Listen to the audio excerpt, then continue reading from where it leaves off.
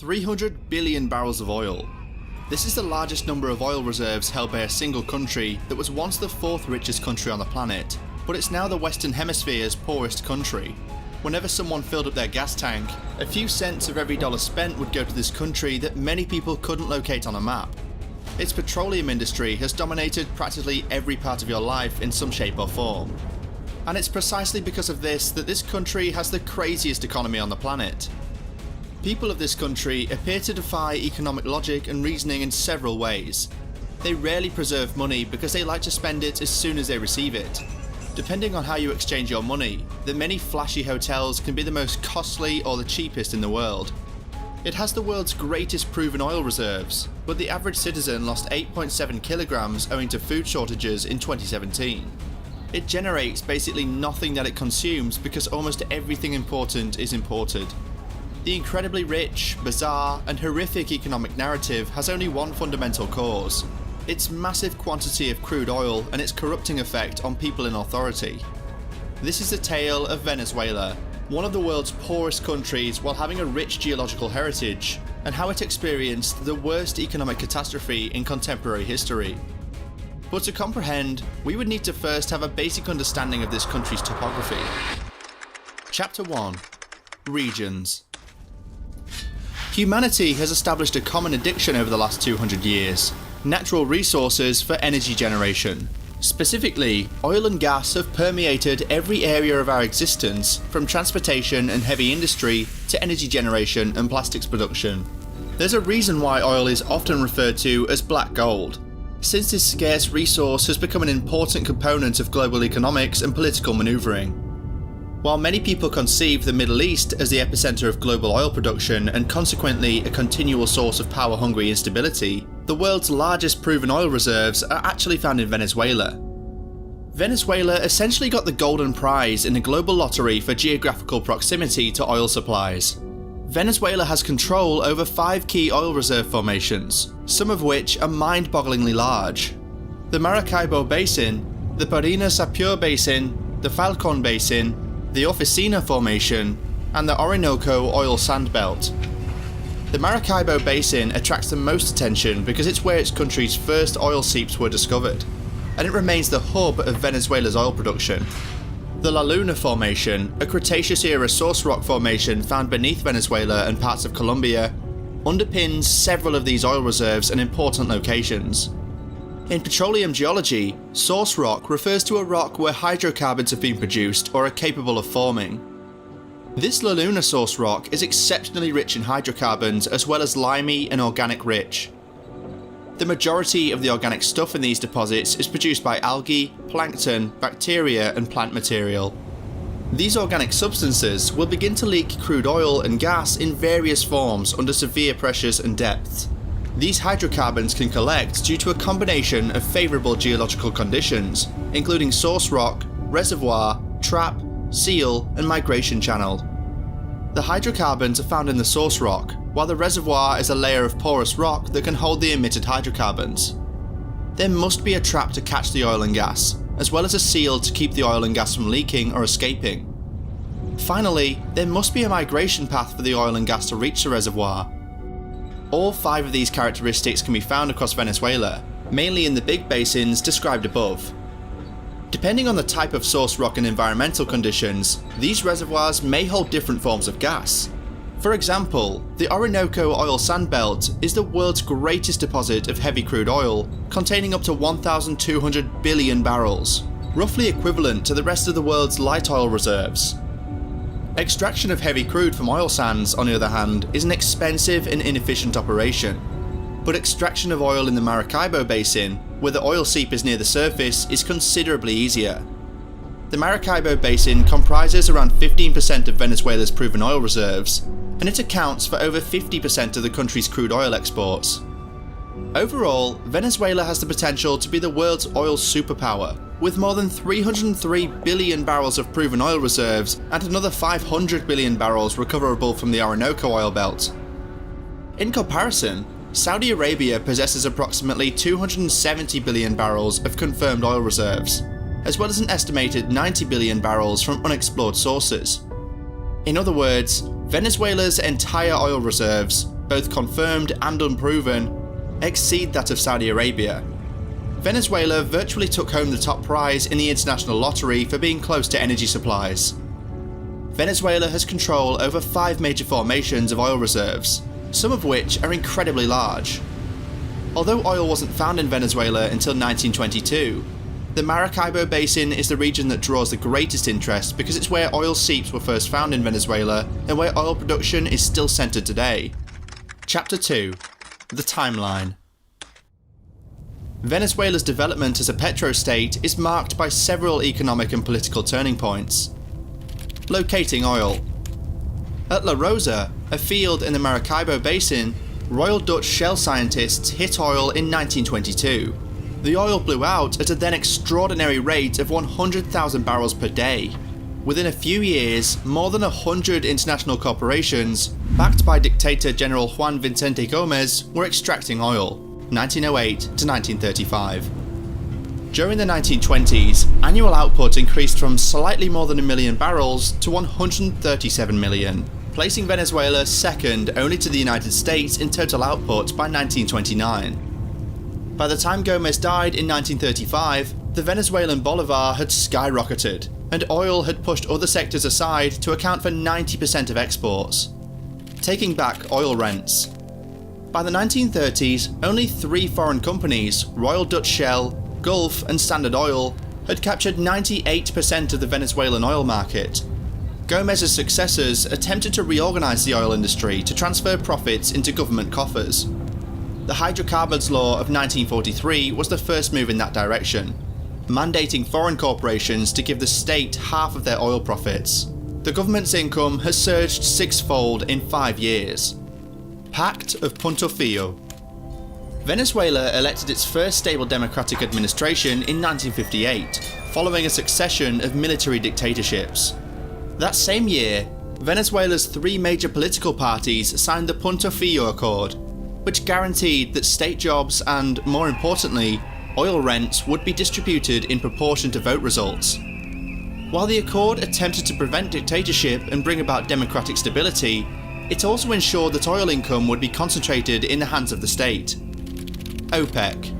Venezuela became a founding member of the Organization of Petroleum Exporting Countries in 1960, together with Iran, Iraq, Kuwait, and Saudi Arabia. The world's top producers coordinated prices and allowed states more influence over their national industries through the cartel, which later included many other Middle Eastern and African countries. The same year, Venezuela launched its first national oil corporation and raised the income tax on oil businesses to 65% of profits. The troubled 70s. In 1973, a 5-month OPEC embargo on countries supporting Israel in the Yom Kippur War doubled oil prices, propelling Venezuela to the top of Latin America's per capita income rankings. Over 2 years, the windfall added $10 billion to state coffers, allowing for rampant bribery and incompetence. Analysts estimate that between 1972 and 1997, up to $100 billion was embezzled. PDVSA. During the oil boom of 1976, President Carlos Andrés Pérez nationalized the oil industry, establishing the state-owned Petróleos de Venezuela S.A. to control all oil exploration, production, refining and exporting. As long as it held 60% per equity in joint ventures, Pérez permitted PDVSA to collaborate with foreign oil corporations. Additionally, and crucially, the company was set up to operate as a business with little interference from the government. Oil glut in the 1980s. Venezuela's economy shrank and inflation shot through the roof in the 1980s as world oil prices plunged. At the same time, it racked up significant international debt by acquiring foreign refineries like Citgo in the US. Pérez introduced a fiscal austerity plan in 1989 as part of the IMF financial rescue after being re-elected months earlier. The actions sparked violent riots. Hugo Chavez, a military officer, attempted a failed coup in 1992 and became well known throughout the country. The Bolivarian Revolution of Chavez. Chavez was elected president of Venezuela on a socialist platform in 1998, promising to use the country's massive oil reserves to alleviate poverty and injustice. While his costly Bolivarian missions extended social services and reduced poverty by 20%, He also took various moves that triggered the country's oil production, which peaked in the late 1990s and early 2000s, to fall steadily. His decision to remove hundreds of skilled PDVSA employees who had participated in an industry strike in 2002 to 2003 depleted the corporation of critical technical competence. Beginning in 2005, Chavez subsidized oil for numerous countries in the region, including Cuba, through the Petro-Caribe alliance during Chavez's administration, which ended in 2013. Strategic petroleum stocks depleted and government debt more than doubled. Chavez also used his popularity among the working class to expand the presidency's power and push the country towards authoritarianism. He abolished term limits, effectively took control of the Supreme Court, harassed and closed independent media outlets, and nationalised hundreds of private businesses and foreign-owned assets, including ExxonMobil and ConocoPhillips oil projects. The reforms made it possible for Maduro to establish a dictatorship years after Chavez died. Descent into autocracy. In mid-2014, global oil prices plummeted and Venezuela's economy collapsed. As the discontent grew, Maduro reinforced power through political repression, censorship, and electoral rigging. In 2018, he was re-elected in a race that was widely criticised as unfair and undemocratic. Following that, around 60 countries, including the United States, recognised opposition politician Juan Guaido, the head of Venezuela's National Assembly, as the country's interim leader. Washington has increased sanctions against Caracas in recent years, reducing the Maduro government's finances. Nonetheless, Venezuela has retained oil trading partners, and analysts believe that China, Cuba, Iran, Russia, and Turkey are keeping the Maduro dictatorship afloat. After winning parliamentary elections, Maduro and his supporters took control of the National Assembly, the last opposition-controlled power centre in the government, in January 2021. The opposition, including Guaido, boycotted the vote, claiming it was rigged, an accusation echoed by the Joe Biden administration and other foreign nations and international organisations, including Canada, the European Union, and the Organisation of American States. Regional elections in November, however, further solidified Maduro's power, with the opposition winning only 3 of 23 eligible governorships. Some commentators expect that, now that the legislature is entirely under his control and Guaido has lost his foreign support, Maduro will intensify his repressive actions. The loss of oil's primary role in Venezuela's economy is a devastating reversal for a country that identified itself as a petrostate in many respects. Chapter 3. The evolution of a petrostate. Venezuela, which has the world's greatest oil reserves, is a cautionary tale about the dangers of becoming a petrostate.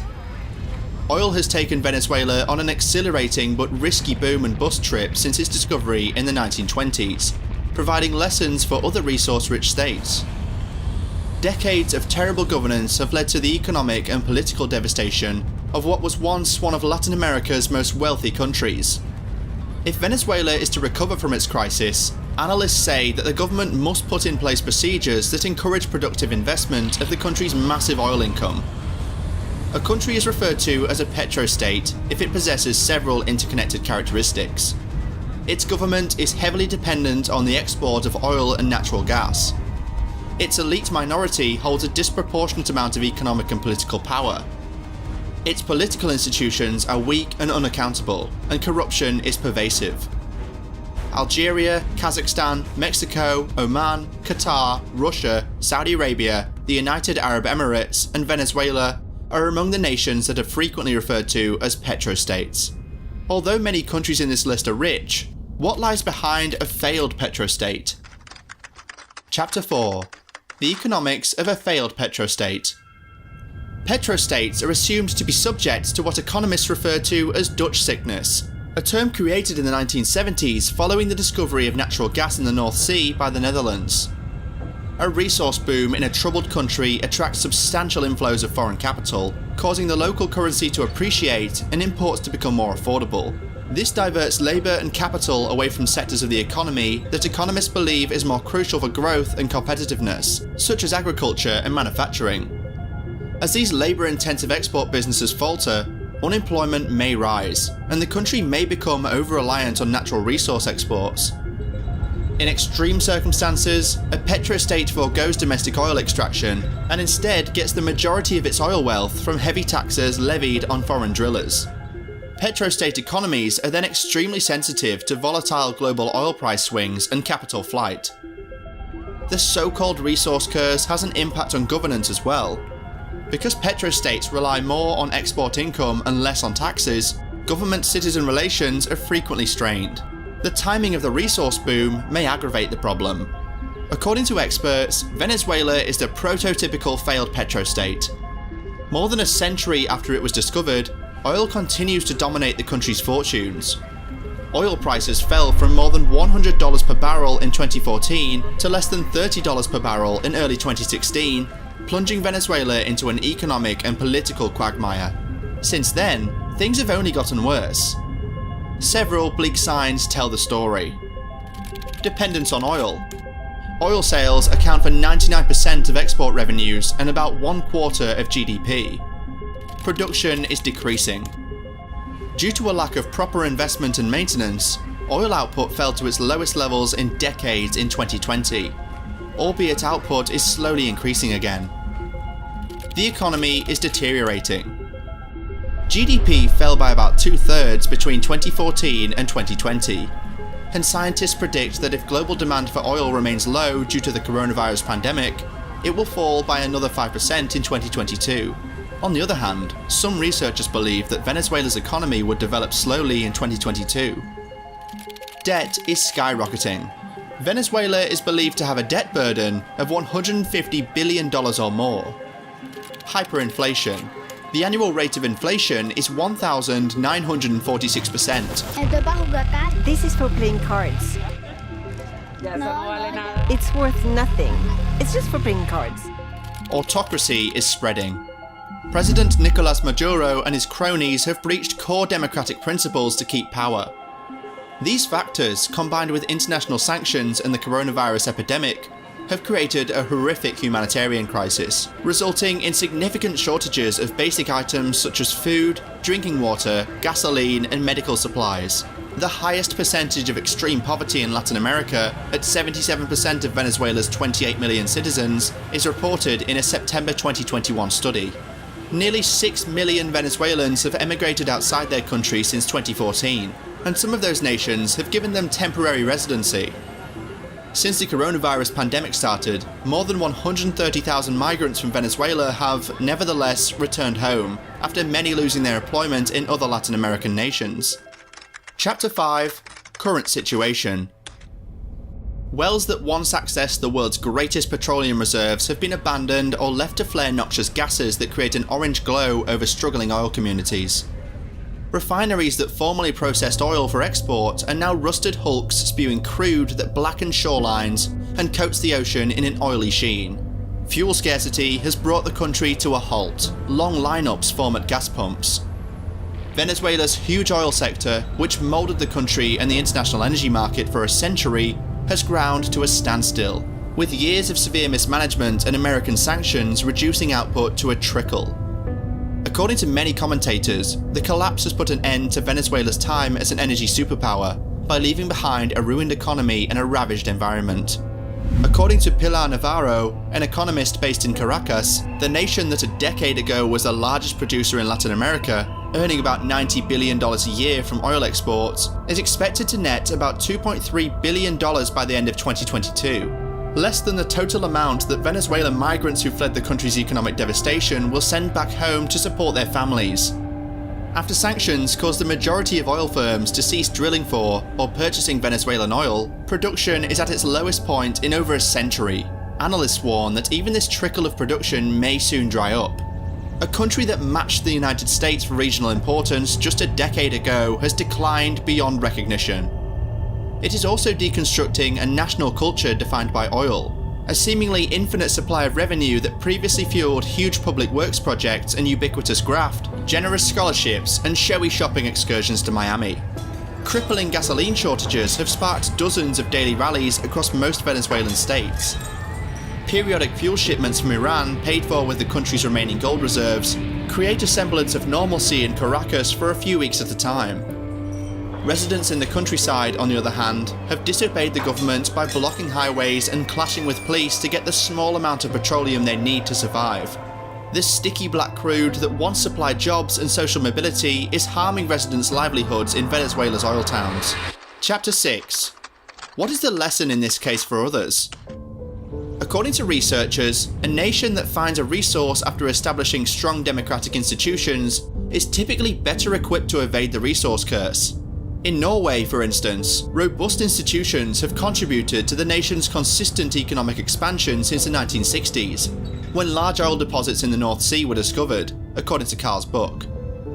The petroleum industry contributed 15% of Norway's GDP in 2021. Holding the government and energy businesses accountable helps to address traditional petroleum challenges in strong democracies with an independent press and judiciary.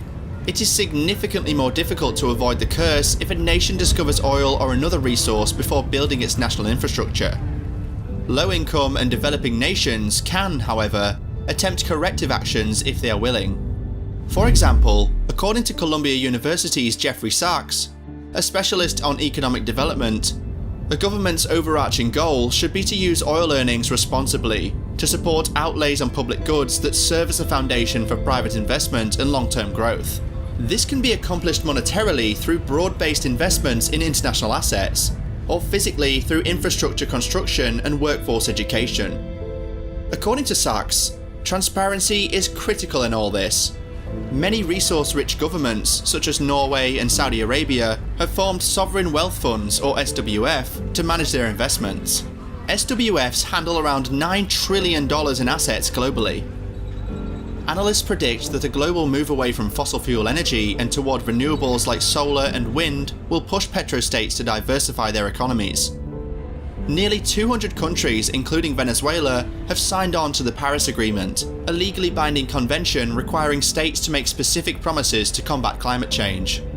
Given the magnitude of Venezuela's economic and political breakdown in recent years, economic diversification will be an extremely arduous climb. Before cultivating and developing other significant industries, the country would most likely need to resuscitate its oil sector. However, this would necessitate massive investment, which analysts believe would be difficult to come by given Venezuela's volatile political environment, trends in oil demands, and growing concerns about climate change.